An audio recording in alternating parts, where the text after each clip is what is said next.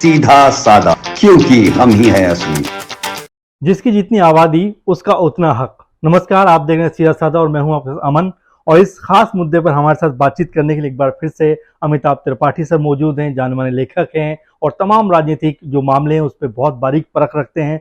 Amitabh sir, पहले तो आपको शुक्रिया कि आप आए और स्वागत है आपका। अमिताभ जी, मैं देख रहा हूँ कि अभी जातिगत जो बिहार में सर्वे हुआ है उसके बाद लगातार इस तरह की मांग उठ रही है और अचानक से इस तरह की मांग का सामने आना, और कितना इत्तेफाक रखते हैं आपकी जातिगत जो सर्वेक्षण है या जो जनगणना है या जो जो क्या कह रहे हैं कि इनको गिनना चाहिए, क्या ये उचित है और क्या आप इसको लेकर सोचते हैं?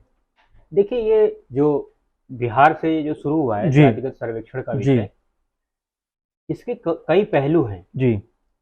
जातिगत सर्वेक्षण के आधार पर किसकी कितनी संख्या है, जी। ये अनऑफिशियल रूप में सभी को जानकारी है। क्योंकि जब भी कोई पॉलिटिकल पार्टी जी। किसी कैंडिडेट के लिए चयन करती है, तो उनको सब पता होता है कि किस पॉकेट में किसकी कितनी, और बिल्कुल। उसको बताया भी जाता है और आपस में डिस्कशन भी खूब होते हैं। जी। वहाँ ये जाति इतनी है, उसके कैंडिडेट को टिकट देना है, जी। क्योंकि जी। उसकी। जी। तो इस मामले में किसी प्रकार से ऐसा कुछ नहीं है कि इससे जी। किसी को आपत्ति है। किसकी जाति है, समाज में जातिगत संरचना के आधार पर जातिगत पहचान लोगों की रहती है, तो उसके आधार पर जो भी समाज में जाति का उत्थान हो और जाति जी। का सशक्तिकरण हो, उसको रिप्रेजेंटेशन मिले, जी। इसमें किसी को कोई आपत्ति नहीं है। जी। आपत्ति इस विषय पर है कि इस विषय का जिस तरीके से राजनीतिकरण करके जी। और समाज में लोगों को भड़काने का प्रयास किया जा रहा है। जी। क्योंकि कांग्रेस के पास अब कोई हथकंडा नहीं बचा है और कांग्रेस जो है इसको गलत तरीके से लोगों को गुमराह करके सामने ला रही है। क्योंकि आप देखिए, राहुल गांधी का जब से नरेंद्र मोदी जी प्रधानमंत्री बने हैं तब से राहुल गांधी का एक ही उद्देश्य है, किसी भी तरीके से लोगों को भड़काकर लोगों को सड़क पर उतारो। जी। और उसके बाद देश में कहीं ना कहीं अगर कुछ बवाल हो, कुछ गड़बड़ हो, तो उसको इंटरनेशनल वर्ल्ड में ये दिखा सके वो जाकर कि देखिए भारत में बहुत ही अराजकता की स्थिति है। मैं आपको याद दिलाना चाहता हूं कि कई साल पहले सुप्रीम कोर्ट का SC/ST एक्ट जो है उस पर एक ऑब्जर्वेशन आया था। जी। उस पर कोई फैसला भी नहीं था, उस पर एक ऑब्जर्वेशन था। जी। उस विषय पर राहुल गांधी ने ट्वीट करके समाज के अनुसूचित वर्ग के लोगों को भड़काया और इनका एक इकोसिस्टम है NGO के माध्यम से पूरे देश में, उसको एक्टिवेट कर देते हैं। जी। और उसके बाद उन लोगों को एक्टिवेट करके सड़क पर उतार दिया गया और उनको कहा गया कि आरक्षण खत्म हो गया है तुम्हारा। और उसके बाद हजारों की संख्या में अनुसूचित वर्ग के लोगों को, वो अनुसूचित वर्ग के लोग नहीं थे जी, वो केवल और केवल इनके फंडेड NGO थे।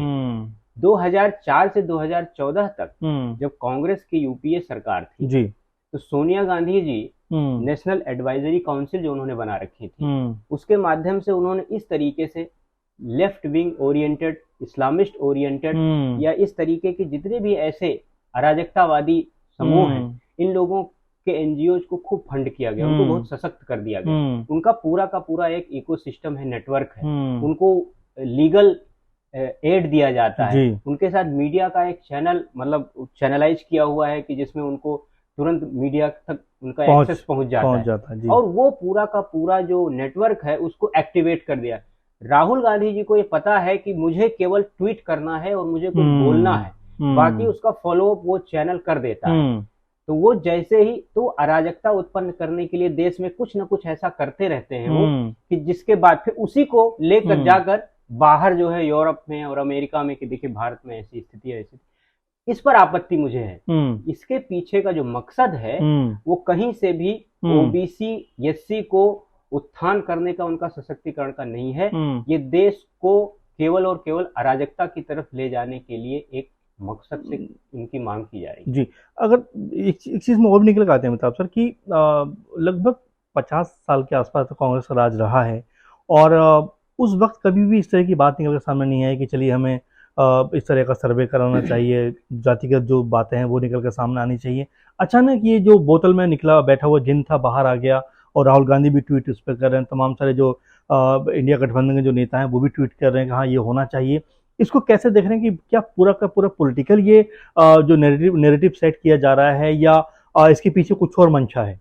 देखिए, ये तो स्पष्ट है ना कि इंडी गठबंधन जो भी बना है उसका एक मकसद है कि किसी भी तरीके से नरेंद्र मोदी को इस बार सत्ता से हटाया जा सके। इनको लग रहा था कि पूरे देश में एक कोई नैरेटिव ऐसा बनेगा कि जिससे नरेंद्र मोदी के खिलाफ कोई वातावरण बनेगा। जनता के बीच में नरेंद्र मोदी की विश्वसनीयता और लोकप्रियता को ये चैलेंज नहीं कर पा रहे। केवल और केवल इनको अराजकता में ही एक ऐसी अपनी संभावना दिखती है जिसकी वजह से कुछ किया जा सके। इसीलिए सारे के सारे लोग, और आप देखिए इसमें जितने भी नेता इंडी गठबंधन में आए वो वही लोग हैं जिनके अपने एसेट्स, चाहे वो पॉलिटिकल हों चाहे इकोनॉमिक हों, जो एसेट्स हैं उनके, उसको बचाने के लिए ये कवायद की जा रही है। तो वो करने के लिए ये किसी भी हद तक जा सकते हैं। ये देश में आग लगा दें, कोई कुछ, उनको कोई उससे मतलब नहीं। केवल और केवल किसी तरीके, इनको पता है कि 2024 में अगर नरेंद्र मोदी, जो कि आने ही वाले हैं, उनके आने के बाद इनका बोरिया बिस्तर जो थोड़ा बहुत भी बचा है वो भी चला जाएगा। अब इनको लग रहा है कि राजनीतिक रूप से हम इरेलीवेंट ना हो जाएं, तो इसीलिए अपने बिजनेस को बाहर, जो जितने लोगों के, जितने नेता हैं सबके बाहर बिजनेस हैं, बिल्कुल, अपने बिजनेस को बचाने के लिए और अपनी पॉलिटिकल लेगेसी को बचाने के लिए नाटक किया जा रहा है। जी बिल्कुल। और जो केंद्रीय मंत्री हैं किरण रिजिजू, उन्होंने भी ये बात कही कि आग भड़काने का काम करें राहुल गांधी। अगर इस तरह की मंशा के तहत वो बात कर रहे हैं तो छोटे समुदाय हैं, छोटे राज्य हैं और जो अल्पसंख्यक खास तौर से हैं, उनका तो कहीं कोई कह सकते हैं कि रिप्रेजेंटेशन बचेगा ही नहीं। तो इस बयान को कैसे देखते हैं आप, क्योंकि जिस तरह से उन्होंने बात की, आग लगाने का काम एक तरह राहुल गांधी कर रहे हैं। देखिए ये स्पष्ट है। मैं तो सबसे पहले यही बताइए कि जितना आबादी उतना हक जैसी बात आप कर रहे हैं जी।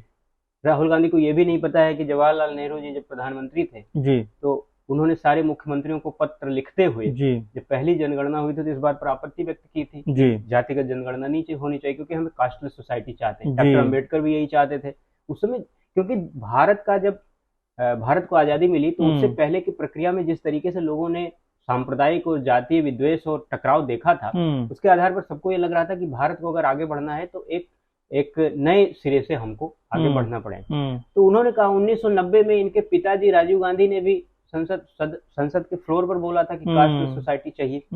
तो अब इससे तो स्पष्ट है ना कि राहुल गांधी की कोई आइडियोलॉजी नहीं है। राहुल गांधी केवल देश को जलाना चाहते हैं। दूसरी बात कि हमारे देश में जो सामाजिक समरसता के विषय के साथ इसको जोड़ने की कोशिश की गई है जी, तो मैं थोड़ा सा उस पर डॉक्टर अंबेडकर के जो स्वयं को अनुयायी बताते हैं, जो अम्बेडकरवादी अपने मैं चाहता हूँ वो लोग डॉक्टर अंबेडकर को एक बार पढ़ लें। डॉक्टर अंबेडकर ने अनाहिलेशन ऑफ कास्ट की जो बात की थी जब, तो उसमें उन्होंने कास्टलेस सोसाइटी की ही बात की थी और वो कहते थे कि भारत की वर्ण व्यवस्था से ज्यादा मेरा झगड़ा भारत की जाति व्यवस्था से है जी। और वर्ण व्यवस्था को सही मायने में जो गुण वाचक है वो, मतलब कि जो ब्राह्मण क्षत्रिय वैश्य शूद्र की जो बात की गई है वो एक गुण है कि ब्राह्मण का मतलब होता है जब आप इंटेलेक्चुअल स्पिरिचुअल होते हैं तो ब्राह्मण हो जाते हैं, जब जीवन की परिस्थितियों से संघर्ष करते हैं तो क्षत्रिय हो जाते हैं, जब आप अपने भरण पोषण, परिवार के भरण पोषण के लिए कोई काम करते हैं तो वैश्य हो जाते हैं, जब आप अपनी सेवा करते हैं, समाज की सेवा करते हैं तो आप शूद्र यानी सर्विस सेक्टर हो जाते हैं। तो हर व्यक्ति जो है अपने जीवन में 24 घंटे में ही चारों गुणों के साथ जीता है और पूरी दुनिया में हर समाज में इसी आधार पर डिवीजन भी है जी।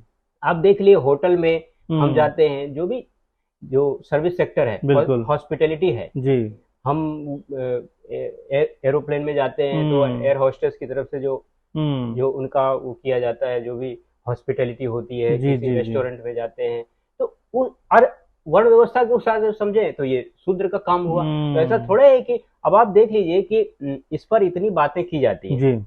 आज भी चाहे वो कम्युनिस्ट शासन हो, चाहे कांग्रेस का शासन हो, चाहे दुनिया के किसी भी देश में हो, आप देखिए कि स्लीपर क्लास होता है, जनरल क्लास होता है, थर्ड एसी होता है, सेकंड एसी होता है, फर्स्ट एसी। तो इसका मतलब ये नहीं कि फर्स्ट एसी में रहने वाला जनरल वाले का शोषण या उत्पीड़न कर रहा है। तो हजारों साल पहले वो भी एक व्यवस्था बनी हुई थी। अब जबरदस्ती उसको आप उस पर केवल फोकस कर रहे हैं। आप ये क्यों नहीं करें, क्या पिनराई विजयन का केरल का शासन है, वहां भी जो ट्रेन चलती है तो उसमें फर्स्ट क्लास होता है। पिनराई विजयन भी जब मुख्यमंत्री के रूप में कहीं जाते होंगे तो रूट बनता होगा, बिल्कुल, सारे लोगों को रोक दिया जाता होगा, बिल्कुल। तो क्या इसका मतलब है कि पिनराई विजयन जो है अपनी ही जनता का उत्पीड़न कर रहे हैं या शोषण कर रहे हैं, उनको विशेषाधिकार एक व्यवस्था होती है ना, उस व्यवस्था के पर आप जानबूझकर एक सॉफ्ट टारगेट हजारों साल से सनातन को किया जा रहा है। इसका जो है ये जो है वो हमेशा से होता रहा है और इसका कोई फायदा किसी को मिलता नहीं। ये एक टॉकिंग पॉइंट है, ये एक बड़ा करेंसी टाइप का होता है कि भाई इस पर डिस्कशन करोगे तो बहुत जल्दी फेमस हो जाओगे, तुमको एक मिल जाएगा कि भाई तुम सनातन विरोधी हो, तो लोग तुमको बड़ा वाहवाही करने लगेंगे, दूसरे लोग आप कह रहे वाह तुमने सनातन के। आप बताइए, एक व्यवस्था होती है, उसको जाति के बाद में फिर क्या हुआ कि उसमें जो पुश्तैनी कारोबार करने वाले लोग थे उनकी वो सैकड़ों साल तक वो काम करते रहे, तो जाति बनती गई। उसमें किसी का कहीं से उत्पीड़न नहीं हो रहा है। कोई कुम्हार है, कोई बर्तन का काम बनाने का कर रहा है, तो अपना काम कर रहा है, उसमें शोषण कहाँ से आ गया? बिजनेस कर रहा है अपना, जो भी कर रहा है। आज भी लोग बिजनेस कर रहे हैं ना, अलग अलग बिजनेस करते हैं। कोई पढ़ाई लिखाई का काम कर रहा है, कोई पुस्तकें लिखता है, तो पुस्तकें लिखने वाला ऐसा तो नहीं है कि वो जो जूता बनाने वाला काम, जूते की जो फैक्ट्री चला रहे हैं, बिल्कुल। तो आज जाति से उसको मतलब ही नहीं है जी। शर्मा बूट हाउस रहता है आज जी। तो हमने तो जाति बना दी, जाति के नाम पे नाटक कर रहे हैं, अदरवाइज शर्मा बूट हाउस है जी, तो उससे क्या होता है जी? वो तो वो ब्राह्मण क्षत्रिय वैश्य शूद्र का जो वो गुण है, ये क्वालिटीज हैं, इसके बिना नहीं चलता है। 24 घंटे में सभी इसी से कभी न कभी, फिर वो मुसलमान हो, ईसाई हो, सिख हो, सभी लोग इन गुणों से उसके अंदर ये गुण रहते ही रहते हैं। इसलिए अनावश्यक रूप से चीजों को मिक्सअप किया जाता है। और राहुल गांधी चूंकि कुछ जानते हैं नहीं, वो झूठ बोलते हैं कि उनको उपनिषद पढ़ा हुआ है, वेद पढ़ा हुआ है, कुछ नहीं पढ़ा हुआ है उन्होंने, वो कुछ नहीं पढ़े हुए हैं, इसलिए वो अनावश्यक रूप से देश को जलाने की बात कर रहे हैं जी। अभी भी जैसे वायरल हो रहा है फोटो बड़ा उनका कि अपनी माँ को वो एक डॉगी भेंट कर रहे हैं, तमाम तरह से उस पर भी लोग कमेंट कर रहे हैं, कटाक्ष कर रहे हैं, लेकिन चलिए वो तो एक अलग बात है अमिताभ साहब। लेकिन क्या इससे जो बयान दिया गया है राहुल गांधी की तरफ से या उनके जो एनडी गठबंधन की तरफ से कि जाति के जो जनगणना है, उससे क्या कहीं कोई इनको फायदा होता हुआ आपको नजर आ रहा है या हो सकता है? क्या संभावना लगती है आपको ऐसी? देखिए, मैं मानता हूं कि 2014 में नरेंद्र मोदी जी जब प्रधानमंत्री बने जी, तो सही मायने में भारत में इतने वर्षों में पहली बार सामाजिक न्याय की अवधारणा को धरती पर उतारा गया। सामाजिक न्याय के नाम पर पहले सामाजिक न्याय के नाम पर उत्तर प्रदेश, बिहार, बहुत जगहों पर ओबीसी और ये की पॉलिटिक्स की गई। फिर कुछ परिवार उभरे, उन्होंने अपना पूरा का पूरा एम्पायर खड़ा कर लिया, आर्थिक और सामाजिक और राजनीतिक, और उसके बाद उनके इर्द गिर्द वही नफरत और भड़काने वाली बातें होती। सभी को साथ लेकर चलने का पहला प्रयास नरेंद्र मोदी जी ने किया। इतने वर्षों में जो जो काम नहीं हुए थे वो काम किए। शौचालय दिए गए लोगों को, लोगों के जो मूलभूत आवश्यकता होती है जी, बिजली, सड़क, पानी की जो बात है ना, वो कही जाती थी तो आप मुझे बताइए कि अब ये कहते हैं जितनी आबादी उतना हक की। आप मुझे, जैसे मैं पूछ रहा हूँ, प्रश्न ही पूछ रहा हूँ, अखिलेश यादव जी कहते हैं कि आबादी पर इनका, आप बताइए, ये कहते हैं इन्होंने एक्सप्रेसवे बनाया, आप जरा बताइए कि जितनी आबादी उतनी हक के अगर आधार पर वो किया जाए जी, तो जब ये आगरा से लखनऊ तक का एक्सप्रेसवे है, तो आप इसमें कैसे डिवाइड करेंगे कि जिसकी जितनी परसेंट है वो उतना परसेंट ही चलेगा उस पे? यानी कि अखिलेश यादव और राहुल गांधी जी इस बात का पैमाना कैसे, आप वहां देखिए इटावा से लेकर कन्नौज तक ज्यादातर यादव हैं, तो इनका मतलब ये हुआ कि वहां तक जो चलेगा यमुना एक्सप्रेसवे पर केवल यादव चलेगा जी। बाकी चूंकि उसकी आबादी कम है, तो कुर्मी की आबादी कम है, तो कुर्मी उस एक्सप्रेसवे पर नहीं चल सकता। अब आप खंभा लगाएंगे बिजली के लिए, तो आप कैसे डिसाइड करेंगे कि जिस गांव में जितनी आबादी है उतनी आबादी के प्रोपोर्शन में उसको बिजली दी जाएगी, यानी कि जिसकी आबादी कम है उसको बिजली नहीं मिलेगी। आप ये कहेंगे, फिर आप कहेंगे कि घर में शौचालय। तो अगर नरेंद्र मोदी जी ऐसे करते तो देश का विकास होता कि उसमें वहां जो है इतने गांव हैं और वो मुझको वोट देते हैं या उनकी उतनी आबादी है, तो वहां मैं शौचालय बनवाऊंगा, वहां नहीं बनवाऊंगा। उनको राशन 5 किलो देते हैं तो 5 किलो उसको नहीं देंगे, उसमें देखेंगे किसकी आबादी के लिए है वो। तो मतलब आप इसी आधार पर मैं आपको बता रहा हूँ कि राहुल गांधी अगर वैज्ञानिक रूप से थोड़ी सी भी अकल होती तो वो सोचते नहीं कि वो क्या कह रहे हैं। देश में अगर इस तरीके से सामाजिक कल्याण होगा, सामाजिक कल्याण में सभी लोगों को, और दूसरा क्या है, योग्यता को आप महत्व न देकर आप संख्या को महत्व देने लगे, तो फिर सबसे पहला सवाल तो राहुल गांधी के परिवार पर आएगा कि इनकी अपनी पहचान ही क्या है। आज से लेकर आप अभी तक ये बताएं कि इनकी ही पहचान क्या है। ये अपनी ही पहचान देश के सामने स्पष्ट नहीं कर पाए।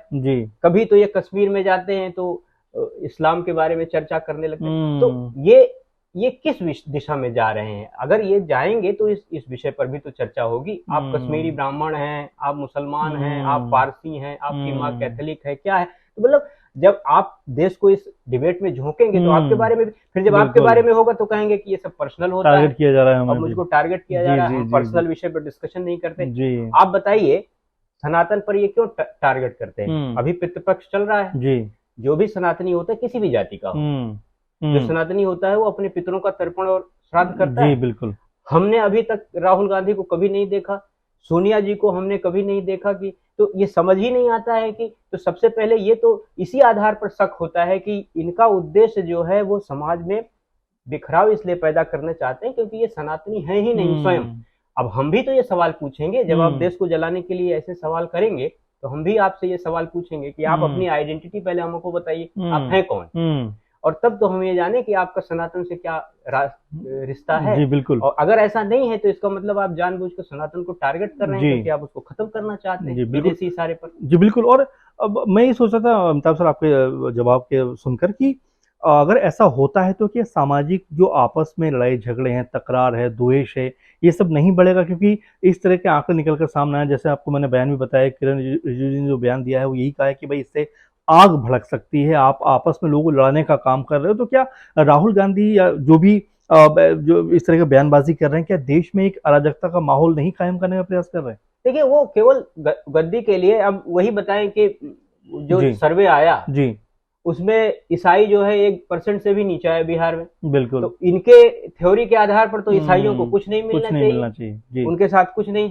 बहुत सी पॉपुलेशन ऐसी है जो 1% से भी कम है। उनका क्या चाहते हैं आप? तब तो उनको कोई भी ढकेल देगा, कहेगा भाई तुम्हारे पास तो वोट ही नहीं है, रिप्रेजेंटेशन भी नहीं आ पाएगा उनका। क्या है तुम्हारे घर का, अगर ईसाई का बच्चा अच्छा भी पढ़ लिख रहा है तो उसको कुछ नहीं मिलेगा, क्योंकि राहुल गांधी का ये फार्मूला आ गया है कि जिसकी जितनी आबादी उतना हक, तो उस हिसाब से तो इनके जो ईसाई भाई बंधु हैं उन्हीं को सबसे ज्यादा नुकसान होगा। जी जी जी। इसी तरीके से मुसलमानों की क्या स्थिति, और दूसरा ये हो जाएगा कि ये अराजकता की स्थिति की बात है, सामाजिक न्याय का विषय ही नहीं है। डॉक्टर अम्बेडकर ने ऐसी कोई बात नहीं की थी। डॉक्टर अम्बेडकर का नाम लेकर जितने भी उन लोग उनको बदनाम कर रहे हैं, उनका ये कोई फॉर्मूला नहीं था। जितनी आबादी उतना हक की बात उन्होंने कभी नहीं की थी। वो एक प्रगतिशील, जब बल्कि 26 नवंबर 1949 को जब संविधान सभा में उन्होंने संविधान संपूर्ण करने के बाद देश को सौंपा था, उन्होंने बड़ा एक भावुक भाषण दिया था जिसमें उन्होंने बोला था कि भारत हजारों साल तक गुलाम केवल इसलिए रहा क्योंकि हमारे यहाँ जाति को राष्ट्र से ऊपर रखा गया। बिल्कुल। और अगर हम चाहते हैं कि आगे गुलाम ना हो तो हमारे लिए आवश्यक है कि हम राष्ट्र प्रथम, अब नेशन फर्स्ट की जो अवधारणा है वो तो मोदी जी लेकर आए। वो हर चीज में कहते हैं, जो उनको वोट नहीं देता उसके लिए भी वो काम करते हैं। उनको पता होता है कि मुझे ये वर्ग वोट नहीं देता है, फिर भी उसके लिए कोई डिस्क्रिमिनेशन नहीं होता है।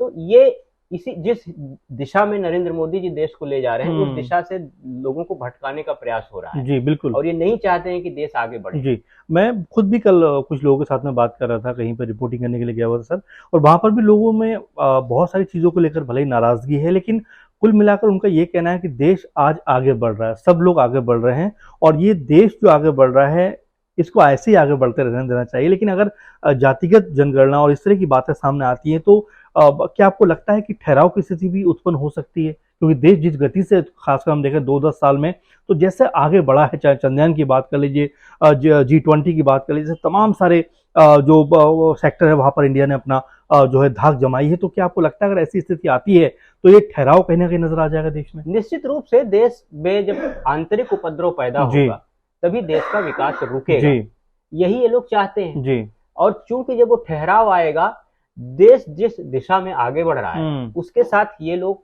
पिकअप नहीं पकड़ पा रहे हैं। इन लोगों को समझ ही नहीं आ रहा है कि हम क्या करें, क्योंकि इनकी परिवारवादी सोच है, स्वार्थी सोच है, अपने तक इनकी सोच सीमित है जी। इसलिए इनको लग रहा है कि हम कैसे, नरेंद्र मोदी जिस गति से दौड़ रहे हैं और देश को दौड़ा रहे हैं उसमें ये लोग नहीं पीछे हो गए, तो अब ये अपने देश को पीछे खींचना चाहते हैं। हम अब देखिए, राहुल गांधी के लिए अच्छा यही होता है ना कि वो उस तरीके से अपने को दौड़ के लिए प्रिपेयर करते, इतनी तेजी से दौड़ते, वो करने के बजाय वो नरेंद्र मोदी जी की टांग खींचना चाहते हैं। उसने इनको लंगड़ी मार के उसके बाद गिरा देंगे तो हम हो सकता है वहां तक पहुंच जाए, ये इनकी सोच जी। लेकिन देश इस बात को समझ रहा है जी बिल्कुल। और बहुत ही महत्वपूर्ण तरीके से और बड़े अहम मुद्दों पे अमिताभ त्रिपाठी जी ने अब अपनी बात रखी, और मुख्य मुद्दे जो थे उनके ऊपर बड़ा विस्तार से हमें जानकारी दी। आप दर्शक जितने भी हमारे साथ जुड़े हुए हैं, आप भी देख रहे होंगे कि जातिगत जो जनगणना है वो कितनी जो है, कितने उसके कई सारे बिंदु हैं और कितनी खतरनाक देश के लिए वो साबित हो सकते हैं। अमिताभ जी ने बहुत तरीके और सलीके से ये बात आपके सामने रखी, तो आप भी ज़रूर इसको लेकर कमेंट करिए और इस प्रोग्राम को शेयर करिए, क्योंकि ऐसे अहम मुद्दे, ज़रूरी मुद्दे हम आपके सामने लेकर आते रहते हैं। तो प्रोग्राम के आखिर में अमिताभ सर आपका बहुत शुक्रिया, आप हमारे साथ जुड़े, और आप तमाम दर्शक जो हमारे प्रोग्राम देख रहे हैं हमें लगातार अपने कमेंट करके हमारे चैनल को सब्सक्राइब करके उत्साह बढ़ाते रहिए। नमस्कार।